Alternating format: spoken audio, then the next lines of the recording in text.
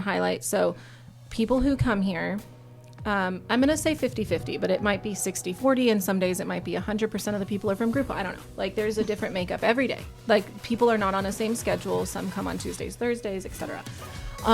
But a lot of the people who come that are independent, which is what you called it earlier, where like they live with their parents or their aunt and uncle or whomever that takes care of them and cares for them. Some of those people have nowhere else to go for disability services. The government, obviously, is not good at providing services. Like, obviously. Okay. Hi, I am Alexandra. I am the Associate Director of Marketing at Flathead Industries, and this is our podcast, which we have renamed to Not Just a Thrift Store. And I'm here with Cristie, who runs and manages everything at our Life Skills Center. So we're going to talk about that today. Welcome. Hi, I'm Cristie Hunt, and I'm the Program Director here at the Life Skills Center. She runs everything. She handles so many things and juggles a lot, right? There's a lot of moving pieces and parts and people and schedules and food and just so many things that Cristie is in charge of. And so we really wanted to highlight life skills because I don't know that the public really understands what Flathead Industries does behind closed doors, you know, with group homes and all of our supported living. But life skills is actually a totally different piece of the puzzle that is incredible, and especially for people who potentially don't have a group home yet. How many people in life skills on a given week, because it's not all the same people every day, are in our group homes or supported living? That come here? Yeah, is it like 50-50? Like, we have 35 people that come here. Yeah. And they're not all from the group homes. Right. So there's a mix. Yes. Right. So I think that's the big thing to notice. Like, a lot of parents of adult people who have developmental disabilities still need to work. They still need to be able to do things, to get groceries, to go to the doctor, whatever it is. And so this provides an opportunity for those parents to have a safe, amazing place for their children, adult children, to come to, right? Yes. So give us a quick overview of, like, what is life skills? What do you do? You know, you have 35 people that come through. And so what are they doing on a given day? It's different every day. We do a range of things. We're teaching life skills. We're teaching social skills. We're basically helping them meet the goals that they set in their PSP that they have every year. So quick pause on that. A PSP, what does it stand for? Personal Support Plan. And so this is a plan that we make with every single person in Flathead Industries, and it's with potentially their guardian or parent, with them included, and the people who work next to them every day, and they create goals for that person. So someone's goal could be, you know, brushing their teeth completely unassisted, and someone else's goal might be learning how to work in a community business appropriately. So very different goals, and nobody's goals are the same. And so just like a quick clarification, it's huge, and it's a big part of what we do to make sure that every person has a personalized goal set and they can work towards that with everyone in our system. Yes, and most of our people are not going to be working in the community. They may want to, and that's great. So what we would do is, if that's what they're wanting to do, we would start slow with them and have them work towards the bigger goal. Little goals. Yeah, right. We would start small. If they want to work in the community, you have to be able to work with people. You have to be able to be social. Some people struggle with that. Yep. So we would help them with that first. So like big goal, and then we break it out into like step-by-step goal. And then what do you guys do to achieve that big goal? We would break things down into smaller goals to get them to their big goal. And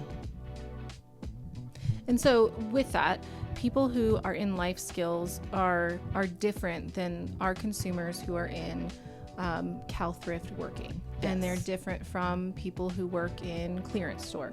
So every single consumer in Flathead Industries is unique.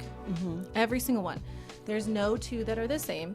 And so I just want to really clarify that we are extremely flexible as an organization to meet everyone where they're at, to make sure that their goal is appropriate to them, that where they're working is appropriate to them, that where they're at in life skills and the days they come. And so just like to highlight that, we are very flexible. Yes. With people. And so Cristie, you've been at Flathead Industries for a very long time. 15 years. 15 years.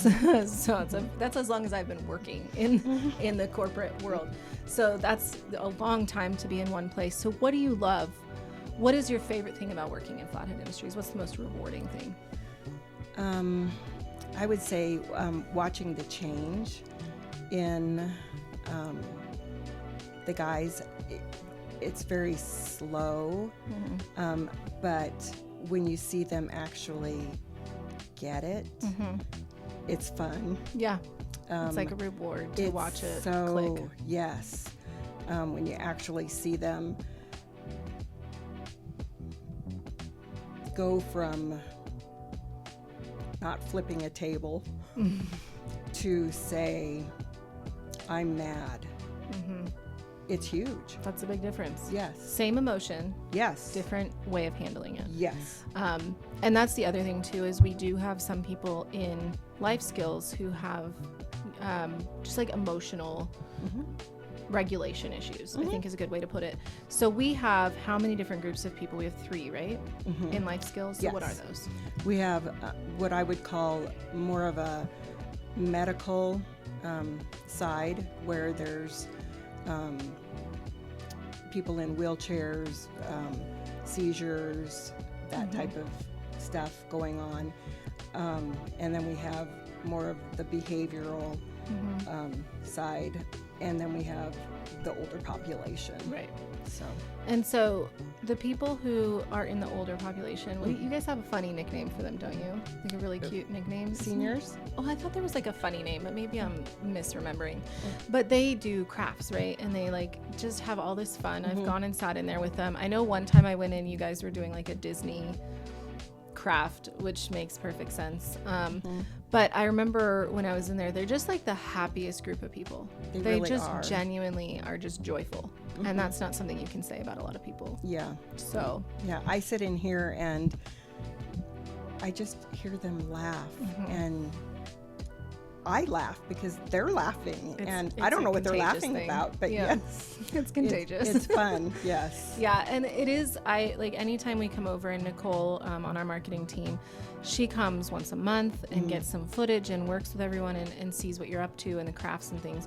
And it's just so fun to like watch it and see what you guys are up to, because you come up with these really cool crafts and activities, and you guys watch like documentaries and learn things, and then you do like a craft or activity to go with that, right? Yes. So it's just this really fun environment.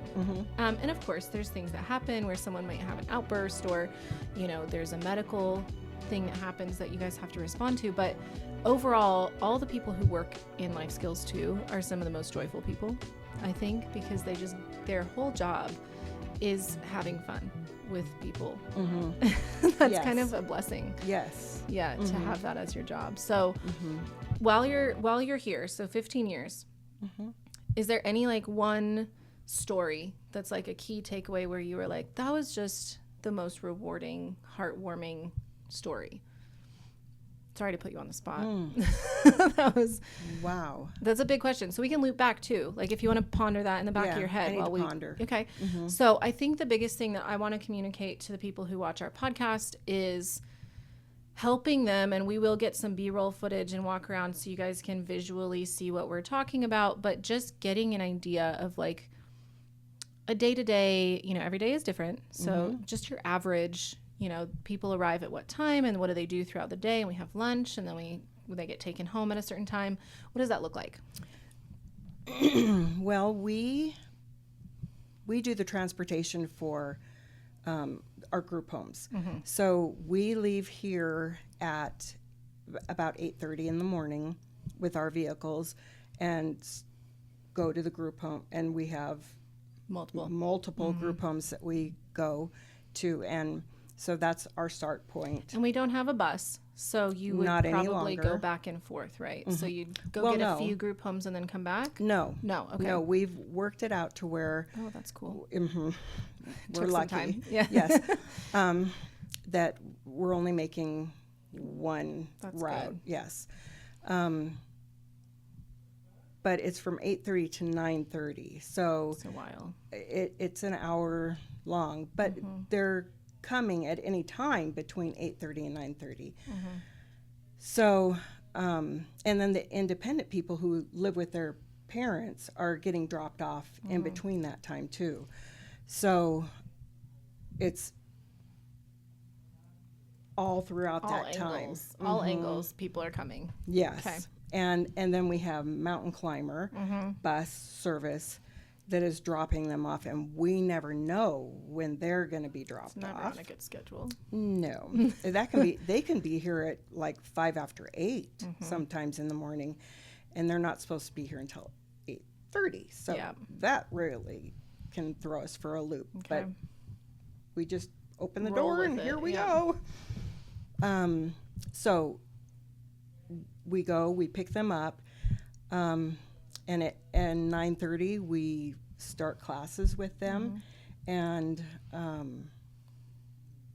then 10:30 we do our first break with them.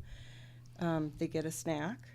They pay for their snack, and it's a real quick break. It's a half an hour, and then we do our second interval with them, and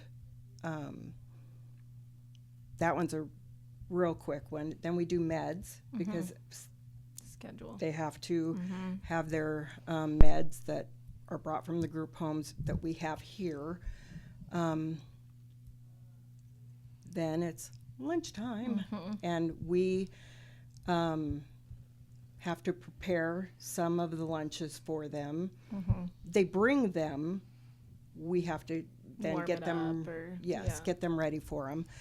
And then they have an hour for lunch, and then we chat, and sometimes we have the TV on doing it for music or just whatever. And then at 1 o'clock, we do our third interval, and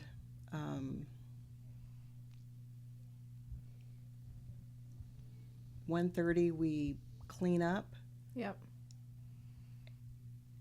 and then it's getting them loaded at 2:30. Yeah, and everyone's kind of going back at 2:30. So So- is like, it's kind of this fun atmosphere for them to have a safe place to come and learn and hang out and socialize and work on their goals and work towards life skills. But what is the benefit to families, right? So a lot of them have independent families. Quite a few are from group homes, but there's a mix. What's the benefit? For the families? Yeah, to the parents or siblings or family that helps to take care of them. Well, it would be the same thing for the group homes. It's better than them just sitting at home. Nobody wants to just sit at home. With the TV on or something. Yeah. It gives them something to do, and gives them purpose. It gives them friends, Yes. socializing. Yes. All those. If you don't use it, you lose it. So if they're going to just sit at home, they're going to lose every skill that they've had when they were in school. So we keep building those skills, their social skills. Yeah. they still have to interact with people. They're going to keep learning that as they're here. That makes sense. Yeah. So one of the things I've talked with Patrick about on the podcast is we have, I think it was like 7 years is the wait list right now to get public, like to get into a group home, to get the public provision for doing that. And so there are parents who have 13, 14-year-olds who are just kind of, they're in it. Their kids have the thing with their school, the IEP. They have all the things happening because the school system has a great structure for things like this to really support people with disabilities. But as soon as they turn 18, it's like, hey, you're out, right? You're just kicked out of the system.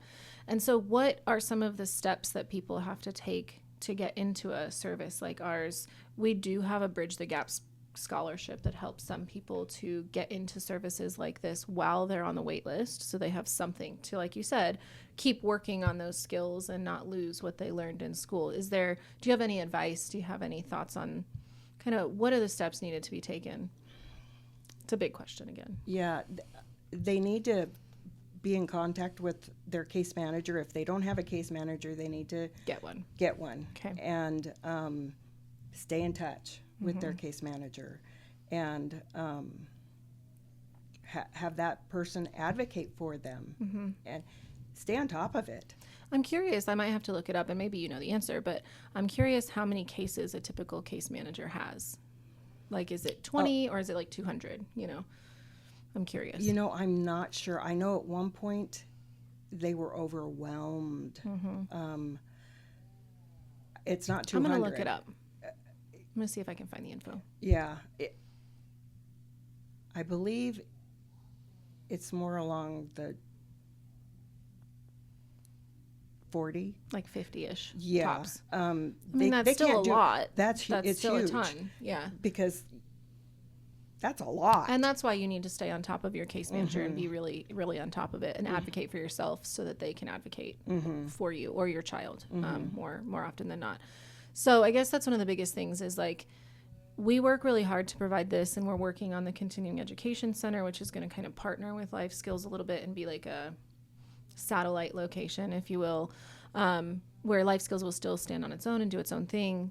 That will be another location that we can have these classes and maybe do like yoga or cooking or I don't know, whatever. We keep saying yoga and cooking, and so I need to think of some other ideas. But I think we were looking at doing a program with Parkside coming in and doing financial literacy and discussing things like that. And so that's where we're really working to make sure that all these poor families that are on this long wait list have somebody. They have something that they can kind of look towards as a sort of hopeful, I have something. I have a way to provide for my child to not lose their skills, to have friends and not feel completely, ostracized from society. So anything else you want to add to that kind of thought process? No. Okay. So Life Skills, super fun place. What is your favorite memory? I am looping back. Yeah. If you had just one person, one story that you're they came in, they were flipping tables, they were just so angry all the time, and now they just are social and happy all the time. I don't know. I'm making that up off the top of my head. You've seen a lot in 15 years, so I am putting you on the spot. Yeah. There's a couple of them that have just grown so much that we don't see a lot of that anymore. Of course, you'll see it every now and then. Yeah. Because everybody can revert a little bit, but it's not as common anymore, of course. It's tough, too, because you guys only have people from 9-ish to 2-ish every day, and so there really has to be a lot of support at home too, making sure that skills grow. I think, and we work together as a team. Yeah, that's the PCP, PCP. What is PCP? So the family comes into that personalized care plan. The PSP. PSP. I'm doing great. Yep. I am getting a cold right now, so I'm working hard with my brain. So just sitting together and saying, what are your goals for your son or daughter? How can we support you? And it is a physical meeting. every year. Yes. It's a literal meeting. It's not just like a shoot an email over. Do you have any changes? Okay, signed off by. Well, it's and very it's actually involved. now we do twice a year. There's a review at half the 6 year, months, yeah. every 6 months, to make sure that this is really... We're still on track. Mm-hmm. And if we're not, we can make changes at that point. I love that because it's really that proactive approach to like, this isn't just a stamp, signed, done. This is actually important. This actually matters. We actually want to see these people succeed. Yes. And the best way to do that is to stay on top of it. So one other thing that comes to mind for me is camp. So we just did camp. It was super fun. We did some podcasts there. We had some audio tech issues, my favorite thing. So we're trying our best to get some of those podcasts out, but we don't know how that's going to go. But you are super involved in camp. So, like, you have how many people come with you? Does anybody from Life Skills come or? Of my team? I don't know. No, I know your whole team is involved, but, like, consumers. Oh, yes. A ton of them, right? Oh, yes. Yeah. And it's so fun. Oh, my goodness. Do they look forward to it all Oh, year? yes. Yeah. Yeah, we actually get tired of hearing about it beforehand. Yeah. But when do they start getting excited? Like 6 months out or 3 months out? No, generally when I start bringing the camp stuff down, because I have to go through the camp supplies, so I bring the stuff down from upstairs and it's lined up in the hallway here, and I'm going through it, and it's a visual reminder that it's coming. Okay. And then they start talking. Yeah. Camp? You going to camp? Are you going? Yeah. And it's. But it is extremely memorable. Oh, so many people love it. They love it. And we've been doing it for so long, and so it's just this wonderful memory that's like reiterated every year. They come back every year and make new memories. And I know when I did the podcast with a bunch of people at camp, the best thing everyone loved was the boat. That was number one. Yes. So you've been doing camp as many years as you've been here, I assume. 14 years. 14. The first year I did not go. I was back here. Yeah. Well, somebody has to be here too. Somebody has to be. Someone also has to be here. Because not everyone goes. You still have to provide services. Yes. Yeah. Okay. So what is, I guess, one takeaway from camp? What's one thing over the course of camp that you're like, that was just so much fun? For yourself too. It doesn't have to be for a consumer. Like, what's your favorite part about camp? Probably bingo. It's the last day, and they just love it. Bingo's always a fun, rowdy event. We bring prizes for everybody, and oh my goodness, they love it. And the prizes are good prizes. No. Oh, they're really excited about cute like trinkets. Yes, they really are. But it's wonderful. Yes. They love it. That's wonderful. Just love it. I just love the excitement that happens at camp. Like just the energy there is so fun. And this year, I would say, was probably one of my favorite years. My team was so much fun. I just had a blast with the team that was there. We gelled as a team, and they did such a great job with everybody, and we just had fun. And it can be a high stress job. Oh, it's very high stress. You have people's lives in your hands that you're helping to shape, and you're continually moving. You're continually watching and making sure nobody's falling in the water. Yeah.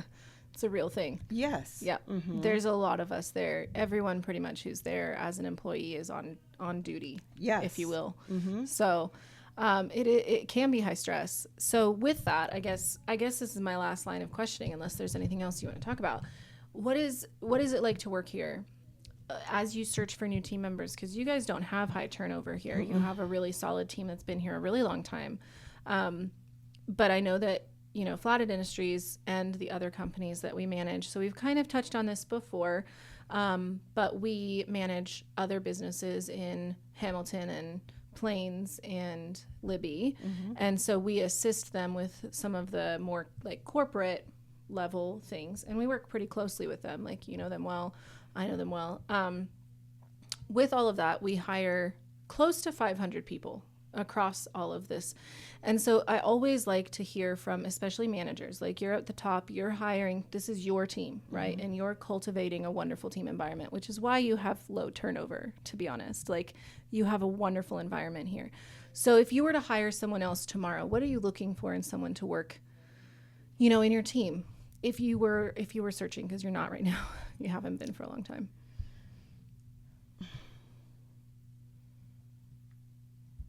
You're, I'm sorry. I keep giving you really hard questions. Yeah. Like patience is a big one, right? Yeah. But it's really hard because somebody can interview different and you just, it's almost like their resume and their interview looks amazing and they show up and it's not a good fit. right. Yeah. So it is tough to find the right. It is.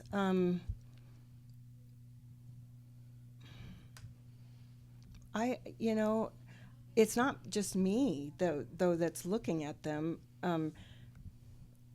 The staff comes in and Everyone's involved.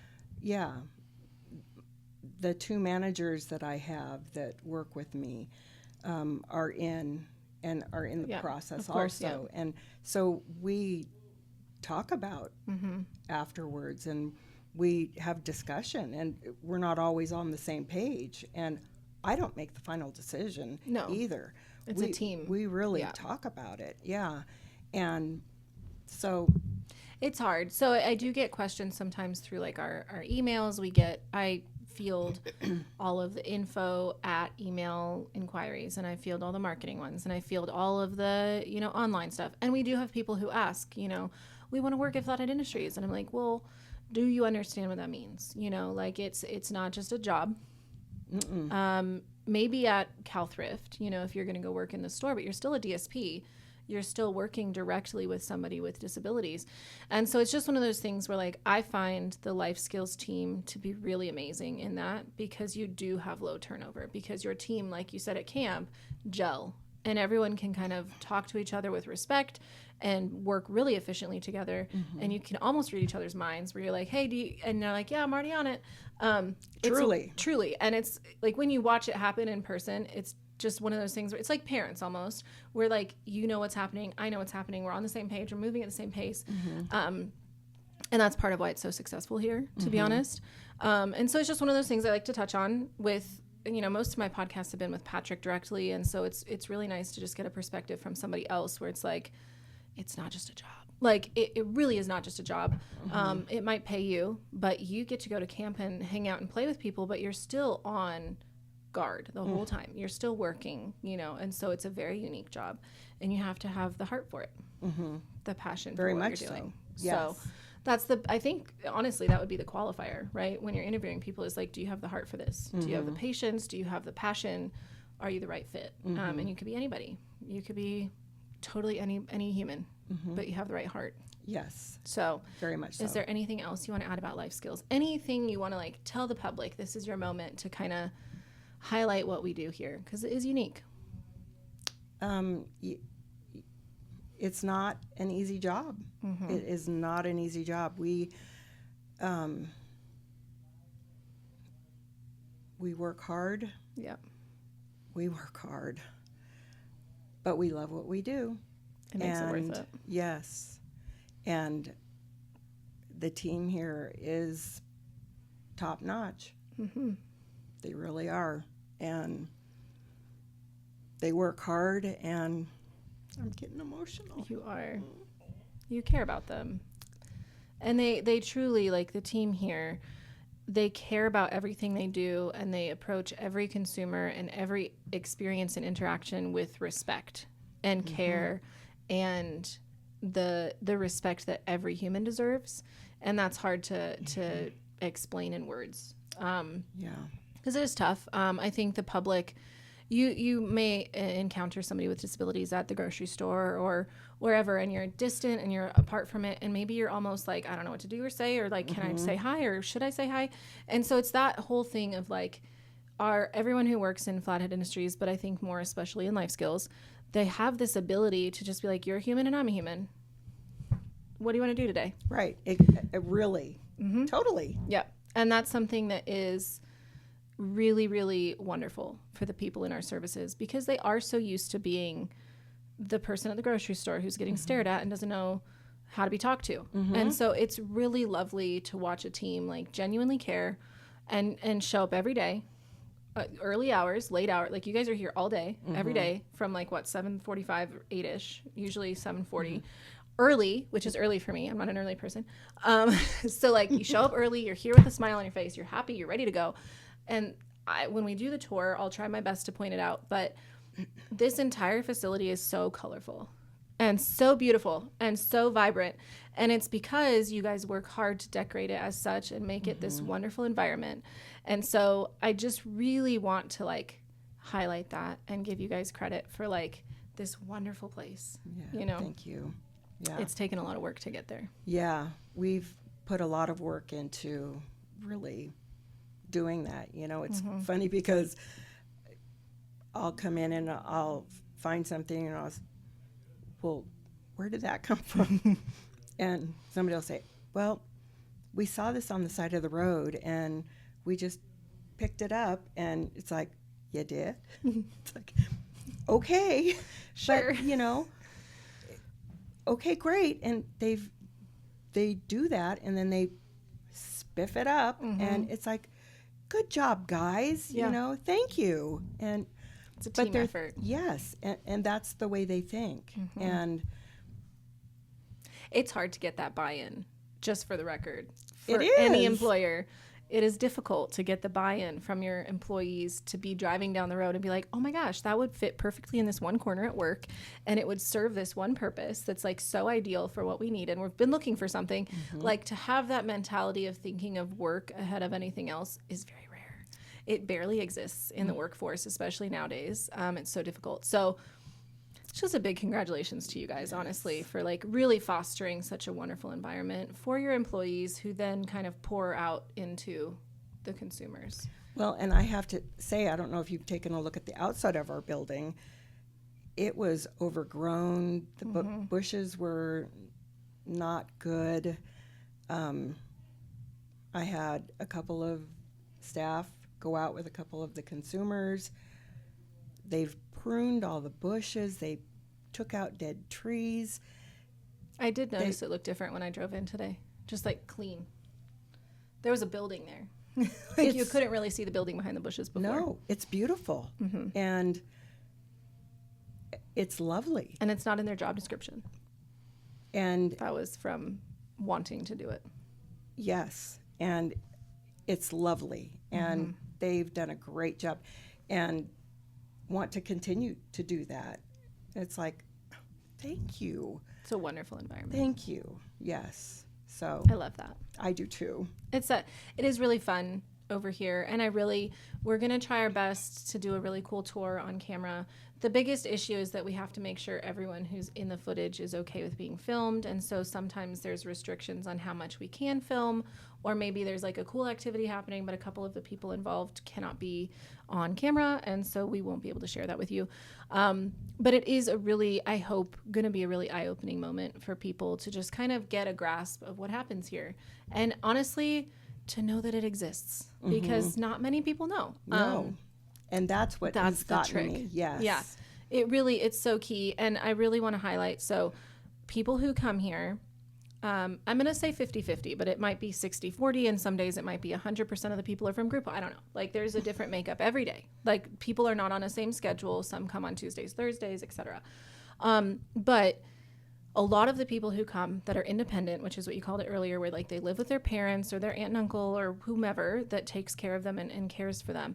Some of those people have nowhere else to go for disability services. The government, obviously, is not good at providing services. Like, obviously, there is an overwhelming need for things, and people with disabilities don't have the ability to wait for services. It's almost like if you had an injury, you need to go to the hospital and be taken care of. When you have disabilities, it's an ongoing thing that doesn't disappear, and so you need to have the support. And that's what we provide here. So you maybe haven't been able to get into group home services, or maybe you don't intend to, you know, maybe you are fine living at home and your parents are okay with that, and you have it handled, but you still need something to do. You still need people to see. You need to have activities that are appropriate to your skill level. And that is a huge gap in the world. And we're just one small town in Montana trying to do our best and make sure that there is a way for us to come alongside and support people with disabilities and their families. So I think that's the biggest takeaway for me, for people. I really just want people to comprehend and understand why is life skills around? What is the purpose? Why are we here? And that is the reason, is to create this kind of, I don't want to say Band-Aid effect, but for people who are waiting on the wait list, this is a helpful step in the process. This is a tiny little step that can make such a big difference in somebody's life. So we do have a Bridge the Gap scholarship.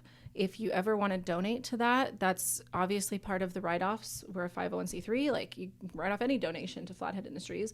But if you want to specifically donate to that scholarship fund that helps people who are in that gap between services, you can do that. So just email, as I said before, I manage all the emails. So you can email info@Flathead Industries. You can email marketing@Flathead Industries. It'll all come to me. And we will help facilitate that for you and walk you through the process. You can also go on our website. We have a donation portal on our website. You can donate directly there, and you can note in the line, I want this to go to Bridge the Gap. We would love that. And so that helps people be able to come here, because there's a cost. It's not free. There's a daily cost. And so just helping people be able to have this support is a really big thing. And it might be small for you, but it's really big for them. So do you have anything else you want to add? Nope. Cool. Well, thank you so much for your time. Thank you. Follow us on all the things. I always forget to do the outro that you're supposed to do when you're a proper podcast person. I'm not a proper podcast person, so this is me just doing my best. Follow us on all the things. Support us in all the ways. Come to our fundraisers. Come to our events. Have fun with us. And, if you have a great idea for something that you would like to teach at our new education center that should be done in the next sort of 6 months, reach out to us and give us your idea. Hey, I really would love to teach people how to do goat yoga. I don't know if that's a thing. It is. It is a thing, but I don't know if we could do it inside our facility. So I would have to work that out, but I can make that happen. So just reach out. We would love to have more community involvement and truly to make it more available for people of the community to interact with people with disabilities, to hopefully cut that stigma down a little bit, to help bridge that stigma and remove it completely, hopefully, so that people can just be humans together. No kidding. It's not that hard, but apparently it is. So anyway, that's all I've got. Thank you so much for your time. We're going to go do a tour now, and we'll throw that footage in with everything else. Perfect. Done.